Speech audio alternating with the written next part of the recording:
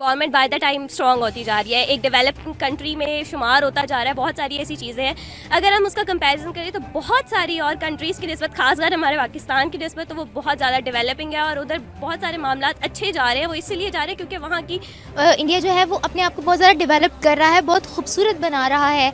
तो आपको क्या रीज़न लगती हैं कि इंडिया अपने आप को इतना डेवलप कर रहा है? क्या रीज़न है इसके पीछे की? और आप रोड्स पर भी फोकस कर रहे हैं, तो आपको क्या रीज़न लगती हैं कि इंडिया अपने आप को इतना डेवलप कर रहा है? क्या रीज़न है इसके पीछे की? और आप रोड्स पर भी फोकस कर रहे हैं। ऑब्वियसली सी बात है, आबादी ज़्यादा हो रही होगी तो जारी बात है, आबादी जैसे बढ़ती है तो इंसान को रहने के लिए जगहों की ज़रूरत पड़ती है। जैसे जैसे लोग बढ़ते हैं, आबादी बढ़ती है, उसी तरह हमें माहौल को भी साफ़ रखना चाहिए। आबादी के लिहाज से ही आपको पता सब कुछ बढ़ता है, बात ही नहीं कर रही। तो इंडिया हमसे आगे क्यों है?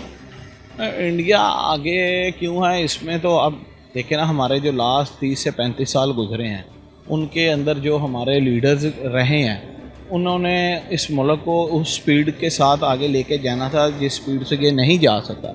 इसकी मईशत दिन ब दिन जैसे ग्रोथ कर रही थी, जब ये आज़ाद हुआ था उस लेवल से इसको आगे जाना चाहिए था कि ये नहीं जा सका।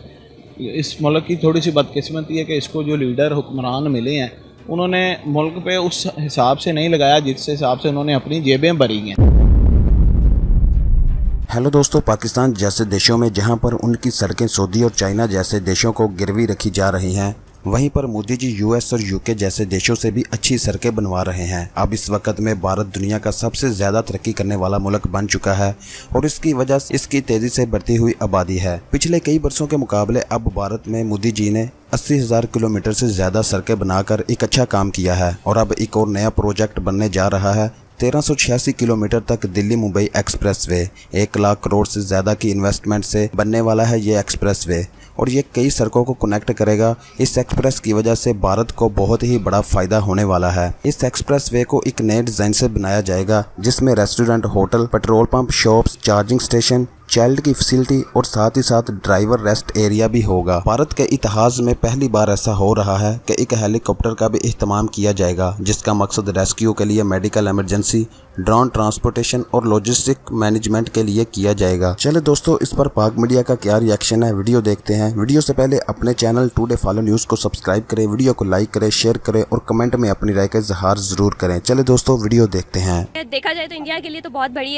अचीवमेंट है। वो इसलिए क्योंकि उनकी government by the time strong होती जा रही है, एक डेवलपिंग कंट्री में शुमार होता जा रहा है। बहुत सारी ऐसी चीज़ें हैं, अगर हम उसका कंपैरिजन करें तो बहुत सारी और कंट्रीज़ की निस्बत, खासकर हमारे पाकिस्तान की निस्बत, तो वो बहुत ज़्यादा डेवलपिंग है और उधर बहुत सारे मामला अच्छे जा रहे हैं। वो इसीलिए जा रहे हैं क्योंकि वहाँ की पॉलिटिक्स स्ट्रॉन्ग है। अगर आप करंट सिचुएशन अपने मुल्क की देखें तो हमारे करंट की पॉलिटिक्स बिल्कुल स्ट्रॉन्ग नहीं। जिस तरीके से स्विट्जरलैंड ने अपने रेलवे के अंदर, अपनी पटरियों के अंदर solar panel carpets, advance carpets बिछाए हैं, उसी तरीके से इंडिया भी अपने रेलवे निजाम को और ज्यादा एडवांस करने वाला है। ये भी ट्रेन्स और ये बहुत लग्जरी किस्म की ट्रेन्स हैं और ये कह लीजिए कि इकोनॉमी क्लास भी जो है ना इनकी लग्जरी किस्म की हैं। अच्छा, उससे पहले बताना चाहूंगा, एक सिस्टम है जो इंडिया ने खुद बनाया है जिसे कवच सिस्टम बोलते हैं।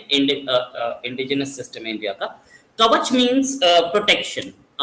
अब प्रोटेक्शन सिस्टम वो ये करता क्या है कि अगर 2 ट्रेन हेड ऑन आ रही हैं तो वो उनको बचाता है कोलिजन से, अपने ऑटोमेटिक ब्रेक लग जाता है। जबरदस्त। इस केस में कवच सिस्टम काम नहीं कर सकता था क्योंकि एक ट्रेन और दूसरी ट्रेन एक ही ट्रैक पे हेड ऑन नहीं आ रही। 5G होता है, लेकिन यहाँ पे तो हमारी ट्रेन में ऐसा सिस्टम है कि 5G का एक सिग्नल भी नहीं आता। माउंटेन की नॉर्मल है, ये इस ट्रेन को देखिएगा। अगर मैं बात करूँ इंडिया की कि इन्होंने किस तरह की ये ट्रेन्स बनाई हैं, अगर मैं बात करूँ पाकिस्तान की, जापान की या किसी भी मुल्क की, सब वेल डेवलप हैं। पाकिस्तान की बात करूँ तो हमारे पास जो ट्रेन का सिस्टम है वो ब्रिटिश दौर का है। क्या आपको लगता है कि हम लोगों ने ऐसी अचीवमेंट्स क्यों नहीं की, ऐसी डेवलपमेंट क्यों नहीं की? एक्चुअल बात यह है कि हम खुद सिंसियर नहीं हैं अपने मुल्क के साथ। कोई भी ब्यूरोक्रेसी नहीं है, सियासतदान नहीं है, सिर्फ अपने आप को देखते हैं, अपने घरों को देखते हैं। हमने पाकिस्तान का सोचा ही नहीं है, वही रूटीन लेके चल रहे हैं जो अंग्रेज़ों ने बनाई, उसमें कोई नहीं, ना ही कोई ऐसा किसी महकमे में ऐसा कोई ब्यूरोक्रेट है जो नॉलेज रखता हो, बल्कि ये पढ़ाई की जो भी है आगे रिश्वत दे के पढ़ के आकर लग गए महकमों में और वही रूटीन पे चल रहे हैं।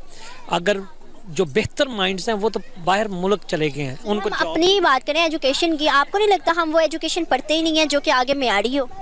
ये तो इब्तदा से होनी चाहिए और ये स्किल इनको बच्चों को देना चाहिए। सोलर पैनल पैनल्स के कारपेट्स बिछाए जाने वाले हैं रेलवे के निजाम से।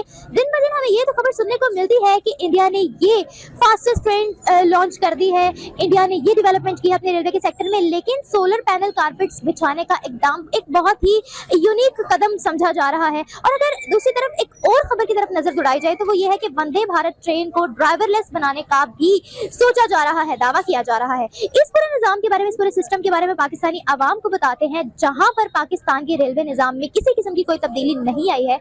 देखिए, भारत तो बिल्कुल, हम भारत से ही हमें कंपैरिजन अपना करना चाहिए। और सेकेंडली हमसे जो जूनियर है, बॉर्न हुआ चाइना, वो 1948 में है, तो उसको भी अगर हम कंपेयर करें, और उसके बाद अगर अभी हम कंपेयर करें जो हमारा ही एक लख्त अलग हुआ 1971 में, बांग्लादेश, उसने आप देखें कि पिछली मतलब डेवलपमेंट की, उन्होंने एक शिप एक पूरा रेडी करके इंग्लैंड को उन्होंने फ़रोग किया। इवन के शेख हसीना वाजिद ने जो ब्रिज के लिए लोन अप्लाई किया था IMF से, जो उसने इनकार कर दिया, उन्होंने फिर अपने विल पावर पे उन्होंने बना के दिखाया।